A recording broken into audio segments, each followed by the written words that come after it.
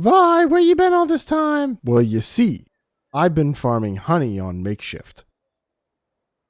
That wasn't a joke. Last time on Makeshift, we had a mammoth of an episode, building an absolute ton of farms. Also, we can obtain 4 blocks: azurine, viridium, ochrum, and crimsite. And while our farms are performing wonderfully, one is performing less than the others. So today, we set out on a mission. I want to create a massive farm for our bee and honey production facility. Also, we can obtain an infinite supply of sugar. And along the way, we'll terraform a massive island as well. You know the drill. Kick back, relax, grab a snack, and welcome back to Makeshift SMP.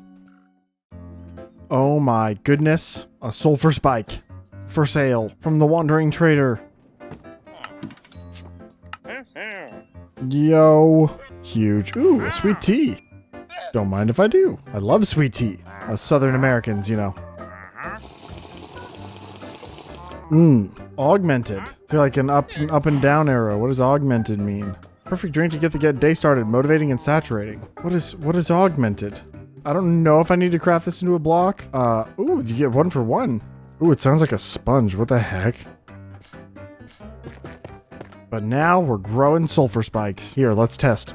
I'll put it on a normal block and see if it grows. Nice. Hey y'all, welcome back to Vi Plays Create on the Makeshift SMP. Today, we're building the Biosphere flats. And if that doesn't really make any sense to you, don't worry about it. I'm building something that's going to be directly inspired by the Biotechnica flats from the Cyberpunk 2077 game. God, can I go an episode without mentioning that game? Like, seriously. Essentially, they're just massive greenhouse-looking buildings, kind of like a tent, actually. But they span a massive area outside the city, and that's where they farm insects. And as we found out in the last episode, my bee farm / honey farm is not performing as it should be. So while I'm probably going to kick off this episode and get distracted building a bunch of other farms that have nothing to do with what we're actually doing today, the overall goal will still be the island that we're going to remodel. So stay tuned for that. It's gonna happen probably way later in the episode. After that farming mega episode, I'm not even sick of farms. I actually want to build even more farms. It's kind of funny. I thought it'd be kind of like burn out of farms or whatever. No, I'm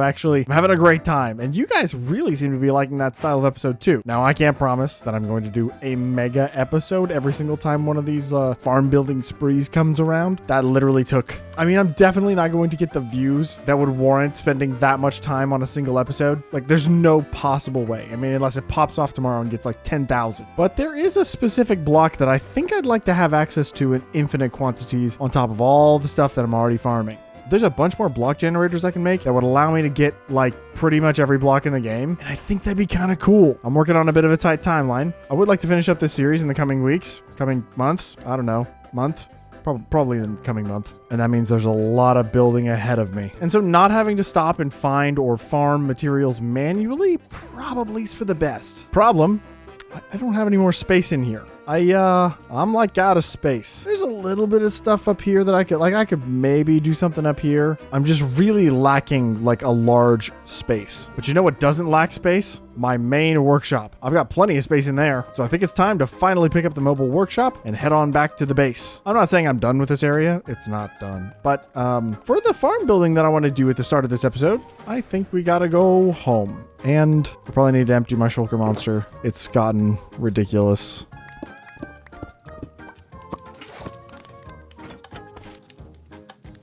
Ooh, but before I totally leave the area, I figured I should mention, I've added in a large fence that goes around this entire area, and now once we pick this guy up and move it, I'll be able to put it maybe in a couple more of these guys in the area. Just kind of fill it up. Yes, restock all of my items. I was really broke after all the building we did in the last episode. Love me an automated system. Alright, now real quickly, I'd like to throw together a small basalt generator. I had one of these in my starter base, and I've been kind of missing it. It's kind of nice to have them around, and then I can use that basalt generator to generate another block. One that I use a lot. Like a lot. I think I could do like a small buffer storage of basalt like right here. And then up on top here, I can just do like 1, 2, 3, 4 andesite funnels. And then if I place these up a block, I can go basin all the way down like that. Now, technically, I could actually also do another basin here And so these will both shoot out to the same andesite funnel, but whenever we generate basalt with this method, we're making 10 basalt at a time. So I don't think I'm going to need more than 40 basalt per second. At least I hope not. I don't know. And then I can just throw some hydraulic presses across the top here.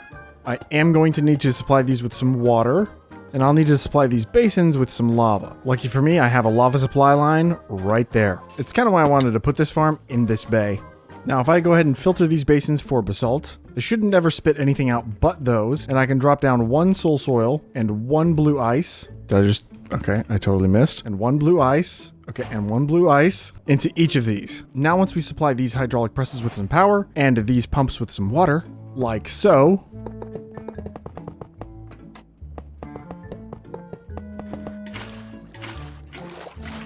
And now we should be... Oh, that's pulling. Oops. Okay. But now we should be making basalt, and I don't really know why we're not. Oh. They've got to be heated. It's okay. That's an easy fix. Boop, boop, bop, bing, bop, bop, bop, boom. And now I can just run these right along the edge here. Oh. I didn't realize that came up right there. I guess I could just probably... I can get rid of that completely. Nice. And now... I should be making basalt? Oh, unless they spit the items into the vault. And they did. Alright, so it looks like we'll have to filter these with brass funnels. And now to make sure we're not dropping entities out into the world, I'm going to throw a depot below each of these and chutes into our vault. Now whenever they come out of the funnel, they'll drop directly onto the depot instead of becoming an actual item entity. That reduces a little bit of lag for us.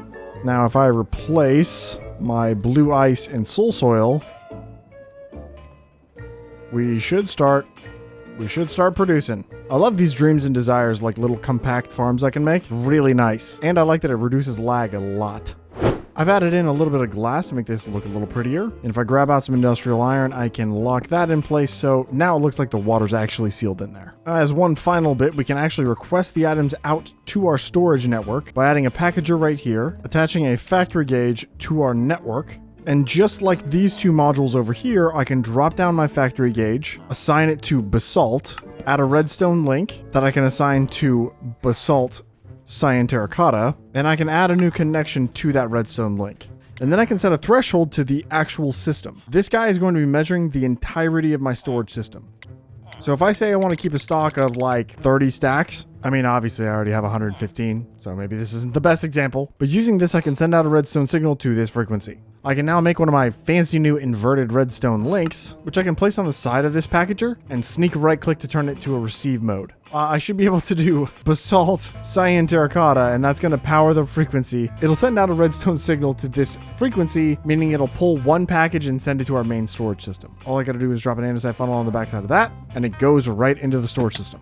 Now for the next part of this recipe, I'm going to need obsidian. Obviously, I already had a bunch in my system, but I think I'd like to be farming it here. There's no reason not to. And since it's going to be here and chunk loaded all the time, I can make it pretty much passive. It doesn't actually have to be that fast. And boom, we already have it installed. This is a super simple farm design. I'm essentially just pumping lava out to create obsidian and then breaking that with drills. We have hoppers picking up those items and dropping them onto the belt, and it's all powered by this clutch right here. I'm using that same trick with a factory gauge to power this redstone link whenever we drop below a certain threshold. If we wanted to see it running, I could do this, and it slowly, just passively, generates obsidian. Oh, and if it isn't obvious, these are waterlogged copper grates. There's a lot faster designs out there. I wasn't trying to make one of those. I just need it to generate passively. And since I am doing passive generation, I can assign more factory gauges to create other resources, specifically powdered obsidian, because Garnished Additions adds a very specific recipe for Tuff. I'm going to mix powdered obsidian and basalt over a heated blaze burner to create Tuff, meaning we need to add a new module. And I'm thinking it's finally time to move upstairs. Like,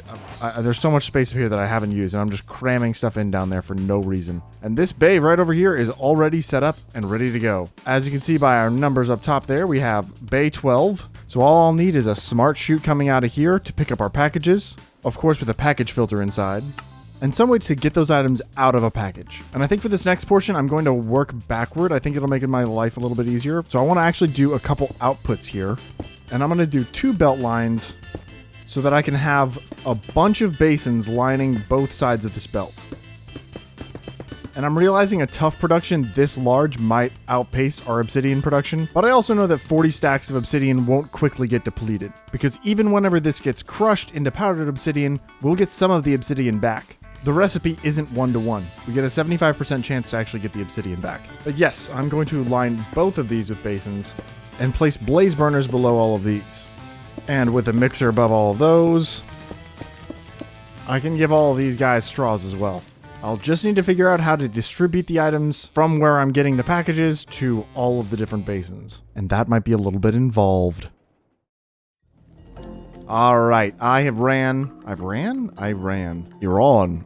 I ran some pipes up here to the top so I could fuel all of these guys. And I decided the most simple and probably quickest way to actually distribute all of the items is to use mechanical arms, because these guys can have multiple outputs, and that way I'm not running belts and trying to split items, and yeah, it's just going to become a whole mess. The problem I foresee now is that one mechanical arm might not be able to keep up with all of the basins. And as you can see, on the backside of this packager, I've set up 2 restocker gauges. I'm going to constantly request that these 2 ingredient items get sent over to the address we selected here, which is VI Bay 12 Tuff production. Although now that I'm thinking about it, there will be no way for me to throttle this. So let's rework this real quick. For the powdered obsidian, I'll have that sent over whenever it's requested via the restocker gauge. And we'll have it stow like 10 stacks. And very soon we should see a package. Maybe. Oh. Beautiful. So we're not constantly producing Tuff all the time. I'll go over here to my Basalt generator factory gauge, link this to the same network, and whenever I want to request Tuff, I'll have it send an entire stack of Basalt to create an entire stack of Tuff, and we'll send it to that same address. And we can say we want to have something obscene, like 40 stacks of Tuff. Something I've just realized I did not do is filter this. I want to have powdered obsidian on one side, and then I'm going to have Tuff on the other, or Basalt on the other. So now this one will always have powdered obsidian, and this one should always have Basalt whenever it gets here. And I'll set these to 8 to somewhat throttle the production. But yeah, as you can see, we're not getting all the mixers to run at the same time, which means I think I need another one of these guys. And we want to make sure we're only ever making Tuff. And now, if I drop down another one of these guys here, it should help distribute. If I need to add more mechanical arms, I can. I think first I'd have to actually send the items out here fast enough, which it seems like the factory gauge is not doing a good enough job keeping up. How many stacks of this do we have? 10? We don't have any powdered obsidian in there? How is that possible? Oh, I'm out of powdered obsidian. I wish I could send more than a stack to request, because this is going to be real slow. Yeah, until I can find a better method to actually keep this thing stocked up with basalt and powdered obsidian, it's going to be a little slower than I wanted. But we're still making Tuff, which is good. Albeit slowly. Yeah, it's a little disappointing. Okay, so I think I have a better thought. Instead of requesting Tuff from here, I'm going to create another buffer storage up here in the bay. I'll fill that with Tuff, and whenever my system needs more, I can request from this buffer storage. Where will I put it, you ask? I don't know. I guess this bay is just going to look a little different than the others. Ooh, and I just had another thought. I could store all of the output of this side of the Tuff farm, and I can crush all the output of this side of the farm. Because Tuff produces a bunch of different useful stuff. I'll be automatically getting iron and zinc and copper and gold. Ooh, I like this idea. All I'll need is some sort of belt to run to here, and then another basin right here at the end. And then I can throw a list filter into that basin with all the different ingot types that we're going to be getting. Is he missing something? Yeah, he's missing something. Let's cut to whenever I figure out what I'm missing. I have to... Oh, wait. No, I'm stupid. I have to crush this still. What am I doing? I started to break this down, but... Wow, this is very satisfying. I'm waiting for them to run out. I've locked the output funnels. I'm just waiting for it to run out of material, and it's not really running out of material. Oh, I'm running out of space. I mean, Tuff production. Let's go, right? All right, now this is a little bit more like it. I added some crushing wheels to the very end of that line. It'll then pass over a little filter for flint, so we can dump off all of that and burn it, where we can then have the rest of the nuggets go into here. I'm wondering if I should make this a filtered thing so that we don't accidentally get flint in there still, because these funnels have a cooldown. We will deny flint in that.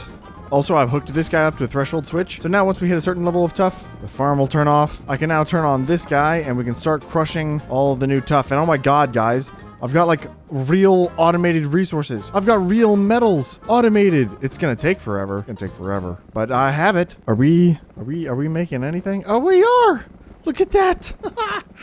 Nuggets of stuff. This is amazing. I'm so happy. Not a lot of it. It's very slow. Very slow, very passive. But beggars can't be choosers. And hey, we're finally adding automation up here. Not this. This is not.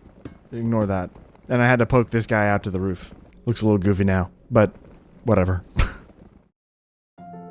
Brother. Hello. Hi. Come Welcome back with me, to the land of the let's living. fly away. Yeah, something like that. Are you gonna put me in the middle of like where I'm gonna get hit by a freaking AV?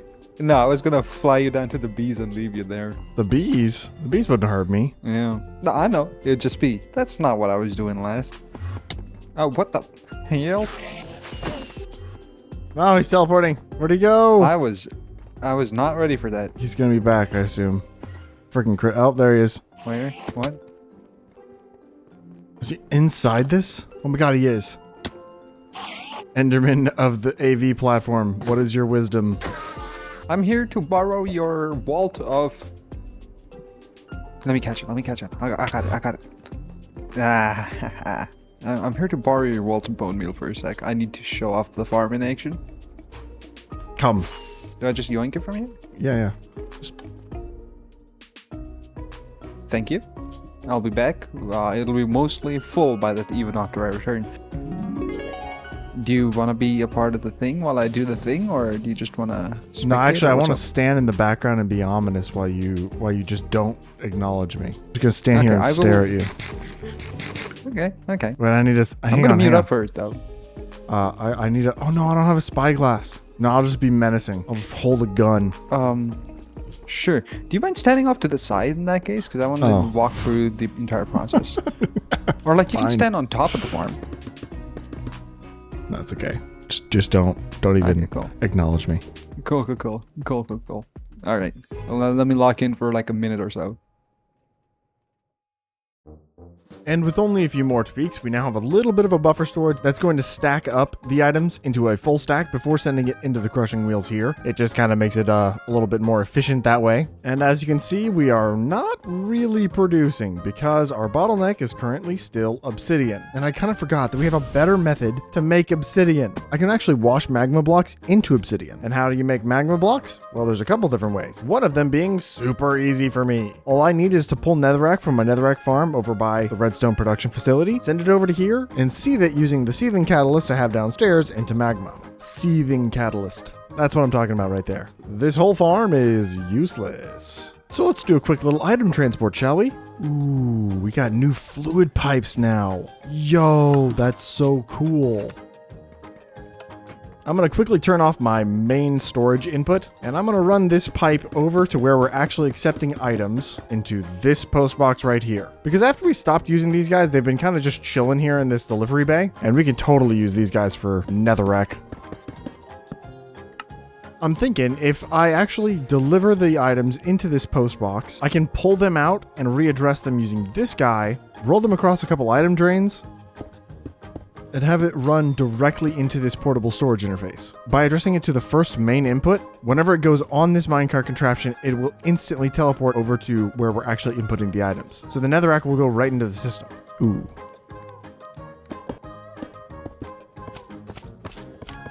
I'm gonna hop in my ride here, quickly steal his schedule. We're gonna readdress this. We don't want to go to the tower anymore, so we can delete that one. We don't want a transit van to move on from this bay until it is exactly 0 items. So anything that is addressed to this post box right here should pull the packages out of our little transit van. And we have 2 depots inside here, so we should be able to transfer 2 packages. It should be 18 stacks of netherrack. Now we can drive this on over to our redstone production facility. Uh-oh, we gotta go quick. The creepers are gonna be after me. Uh-oh, I went the wrong way. Oh well, it's fine. Oh god. Now from here, I think I'd like to have a back way to get around the building. And I think I'd like to pick up the packages over here, where I made this garage door forever ago. I just gotta lay out some roads. I also don't need this power station anymore, so I can probably delete this. Make a little bit more room for the road. Let's pop into a bit of time lapse. I feel like getting this done.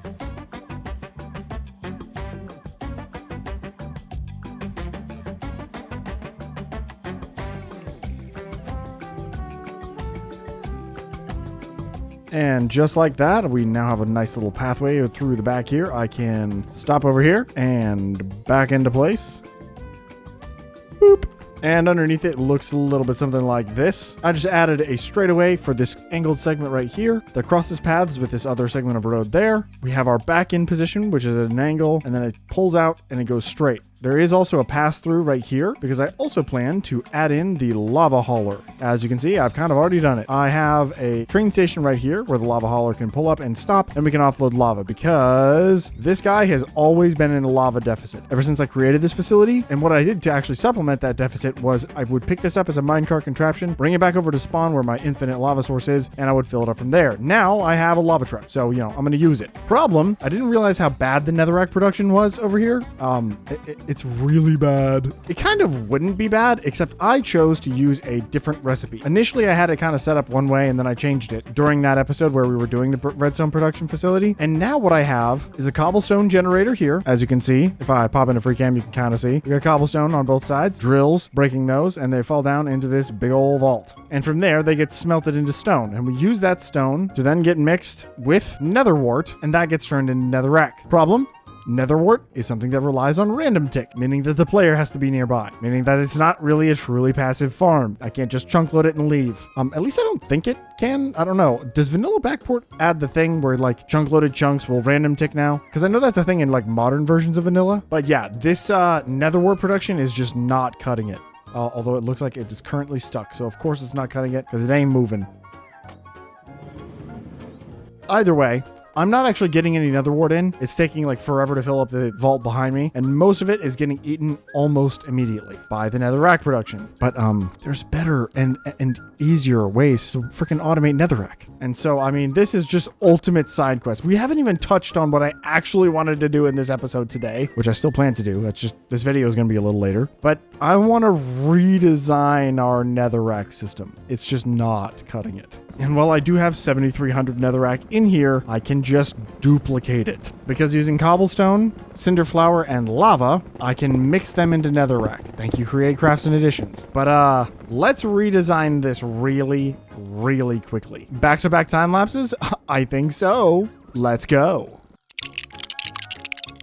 And yeah, now we have a brand new netherrack production thing. Essentially, we're sending cobblestone out of here. It's getting moved into all of our various basins by these mechanical arms. And we are sending in all of our cinder flour via this belt line across the back. We get the cinder flour by splitting right here, so we can send some onto the farms, which is what this vault represents. This vault will send it on over to the farms to actually get turned into various dusts, or get sent onto these basins to get made into more netherrack. Obviously, here's our crushing wheels, which actually produces the cinder flour. The netherrack comes from up here, which is where we're storing a good chunk of it. We've got 24K right now. And then we have a minecart contraption that's actually ferrying some of these items around. It's just a little easier to do it this way. So after the netherrack gets produced, it goes onto the minecart contraption and sent out on the top into this storage right here, which is where we send it back into the crushing wheels. Super straightforward. But I'm also measuring this so that we don't actually send any cinder flour into our farms until we've reached a certain threshold, that being 400 stacks. And it looks like we're about to break that soon. So once it passes that threshold, it will unlock this funnel right here, sending the cinder flour also into this vault, somewhat slowing down the production of netherrack, but not enough to really matter because it'll also be producing redstone and glowstone and all the other stuff that we need. I've actually gone down quite a bit on the redstone blocks. And if I wanted to, I could use the transit vans to actually send those items over to the main facility as well. I mean, I probably wouldn't use the transit vans because, you know, I made this whole delivery bay thing up here. This is much more dump truck worthy or semi truck worthy probably. But that'll have to wait till later on because, oh my God, we're already 20 minutes into this episode or more. And I haven't even touched on what we're supposed to be doing today. Also, yes, this thing is linked up. He's got a schedule in there that says whenever he gets a package from this facility via this post box, he'll drive it on over to the facility to drop it off. And this looks complex, but it's honestly the same thing as what I have over here. It's just instead of, you know, my dancy robots, I'm just sending out across a couple item drains. We have the same buffer storage, the same packager linked to a stock link network that sends the items on into my main storage whenever we run low in my main storage. So if you want to know more about that, you can go look at that old video. Wow, I just flew into the wall. Pig lady painting. I don't know why that's there. I kind of forgot. Absolute nuts. And you know what? A sane man, or probably more intelligent man, would stop the video right here. But I am not a sane or very intelligent man. No, instead, we're going to do something insane. A whole face-melting amount of grind. Because I am completely running low on sugar. My honey production over here is not cutting it. And in the last episode, we built up all these farms in order to get all of those different blocks of azurine, crimsite, iridium, you know the ones. And, well, okay, so apparently me spending a bunch of time in that factory allowed this to stock up on sugar. I'm eating my words. Does this mean we're like full up on all this stuff? Oh, we're not even sending lava anymore. That's good. This is normal. 27,000 azurine, 41,000 iridium. Okay, so it really hasn't gone up that much. Tons of crimsite though. Okay, well.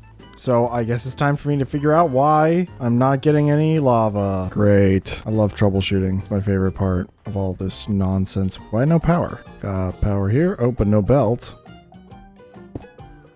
You know what's a really bad system in create mod? Whenever something overstresses due to, you know, partially loaded chunks or whatever, it decides, hey, you know what we should do? We should just break that item instead of, you know, like just overstressing. It is the most frustrating part of like server restarts and all that other stuff. Like so much maintenance goes into replacing all of this junk. Like look at what I'm missing here. Junk. Like what? I realize that I am not, you know, the entire create mod community, and maybe this is a niche problem that not everybody suffers from, but like why? Why? Did it break all of this? Also, if you're a create mod developer and you're watching this video, oh my god, thank you so much for this mod. It's freaking sick. But also, why? Please help me. Okay, are we finally getting lava over here? Ooh, it sounds like we're producing now, though. There we go. We're back producing. Okay, so maybe the sugar isn't as necessary as I thought, but still. I want to have better sugar production. And I have received word from Nuka that she is not going to utilize this island. And you know what? I don't have space for my Biotechnica Flats, and so this is where Biotechnica Flats is going to be. Yep, we're going to put it right here on this island. But do you know what that means first? I think you do. Also, this area was kind of cool. It's going to be a little bit sad that I'm, you know, bulldozing it all, but progress. More time lapses? Yes, I think so.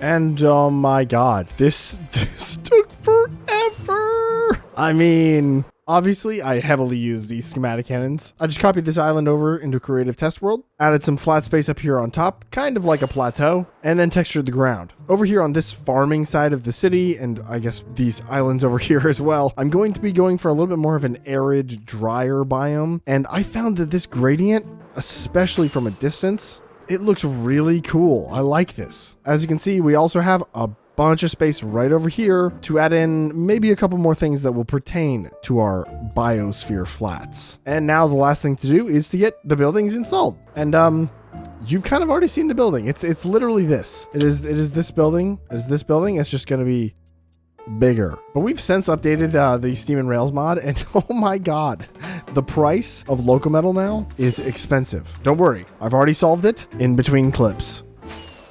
And no, I don't mean like the physical price of the local metal blocks. I mean the ability to paint them, I guess now, or dye them previously. That has become significantly more expensive. Where did this farm come from, Vi? Oh, I'm so glad you asked. Check this out.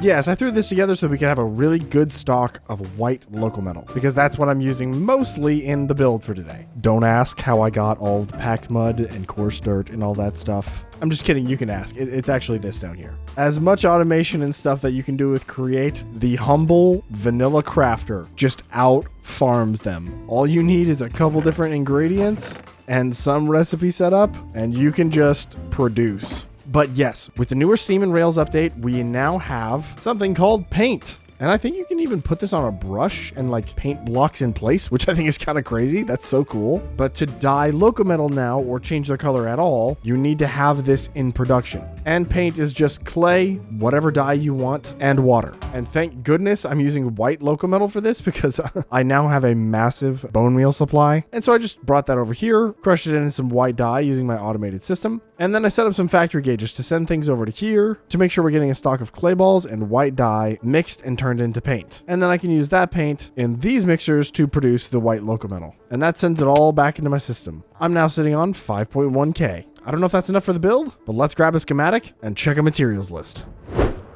All right, with schematic in hand, we can fly on over here. And wow, I'm really liking the look of this island. Get a rough position in place, and editor Vi, blur this image. And using the location of these foundations I've laid out, I should be able to drop this down right here, and that should mean all of these are lined up perfectly. Now all I gotta do is go to the relative center, somewhere around here, drop my schematic in there, and send my clipboard through. Lovely. Now that we know what we need, I can produce this super quickly, and we'll get this last thing schematic into the world. Oh, and it looks like I need 7,000 local metal, so I'm like off by 2K. I'm gonna have to pull it from my system so the factory gauge requests to make more. And to this day, I cannot remember if I've ever explained these chests that I have over here, but I use these whenever I'm using like a bulk item, like a lot of them. I'll use these to export the item so I can quickly grab them and go. I use this chest a lot, because if I set my system up to farm something, it's only going to do it to a certain quantity, and I need to continuously remove items from my storage system to make sure it keeps producing. But if I grab my local metal, I can drop it right here into this factory gauge, copy this address for this package filter, paste it in that factory gauge, and I can say I want 54 stacks so that we can fill this entire chest. Wait for it. Here we go. There we go. And I can just pull these out with shulker boxes or whatever. Oh, I just realized I used iron wrapped local metal. Okay, well, I'm gonna have to do some crafting, and then I'll be able to schematic this into the world. And now with this little temporary movable storage thing here, I can just, yeah. And the smart hoppers do a really good job of restocking this. I just gotta make sure this doesn't run out of stock. Oh yeah, 3,000 iron wrapped local metal in no time. No annoying crafting required. All right, I'm like most of the way through the list. I've got a little bit of white local metal left to make, and I'm short on copycat slopes by about 1,500. And you guessed it, I'm out of zinc yet again. So I'm taking the very last of my diamond reserves from back whenever I was actually mining things, and I'm gonna buy all the zinc I can. Oh, okay, I thought he was only selling ingots now, and I was like, what the heck? Yeah, I'm gonna buy all the zinc I can get my hands on. 10. Really? Unfortunately, my Tuff production is not fast enough. Oh, even this one's empty. Yeah, my Tuff production's not fast enough to keep up with my needs. And I've tossed the last of the iron and hopefully the last of the local metal into here. And I'm looking for 7,100.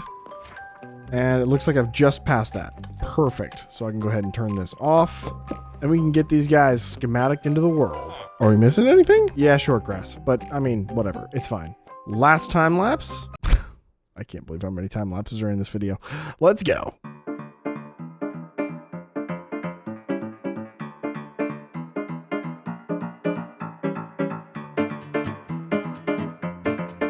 And we officially have a bunch of massive containment units for our bees. It would take literally so many bees to fill these, so I'm not actually gonna fill these entirely, but maybe like one of these. I feel like I could do probably one. And for that, I'll just need a few beehives, some azalea leaves, and I'm gonna have to grow some more, which is annoying, but... And honestly, now that I'm looking at it, this rooted dirt fits in way better with this gradient than the coarse dirt. But it's fine. And I can come in here and lay out a bunch of space for our bee friends to live. Bee friends home acquired. I now have an entire industrial zone inside here where I have all the beehives lined up, and I have these leaf wall blocks on top so that if I wanted to, I could breed more bees if there were ever to have like some accident where a bunch of bees died. I could feed them from here, from this angle, and they can't escape even if they're babies. And then I have panels all the way down, which I can go ahead and place in some glass for that so we can see. But I also wanted to throw in some vines because I'm having a little bit of an issue with these guys pathfinding back and forth, and I want them to be able to move past each other without having collision issues. So I'm just gonna go right down the line and place in all of these. And not only will this allow them to move freely past each other, it should also reduce quite a bit of lag from them colliding as they come out of the beehive at the same time in the morning. I've also thrown in a chunk loader for the area. Oh, although it looks like it is not on. Oh, it's not going fast enough. Okay, well, I'll have to fix that. But yeah, I have a chunk loader right here that's going to chunk load this entire line because it's 5 chunks wide by 5 chunks wide, and that should chunk load this entire line. But as you can also see along the backside here, I have pipes run out the back of each of these beehives with pumps going up and over the top that is then being led over here to this massive tank. I've already got 64 buckets in there, which honestly isn't as fast as I would hope. But I also hear you asking, Vi, how do you power all of this? Good question. Water wheel spam. And unfortunately, it's actually not fast enough to go 256, so we're going to add in a couple more to make sure that I'm well over my stress requirement.